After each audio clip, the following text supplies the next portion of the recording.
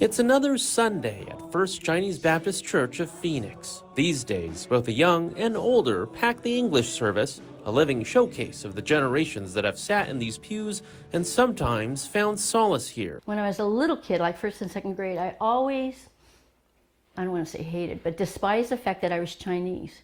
I wish I looked like all the other kids in school, but I didn't. And of course, you got teased a great deal. Roxanne Song Ong has never known life without this place.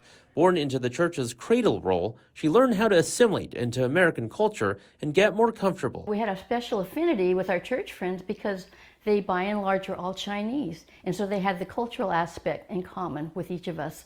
So they ate the same food we did. They understood our broken Chinese English the same way we did. Senior Pastor Dylan Lay now leads First Chinese Baptist. As a first-generation Vietnamese American, he sees firsthand just how essential this church has been for Asian immigrants. Even though it's a Chinese church, it's still in an Asian culture that is easily identifiable and relatable to a lot of different Asian ethnic backgrounds. This congregation traces its roots back to 1937. Back then, 80% of Chinese immigrants here made their living by running grocery stores, primarily south of McDowell Road.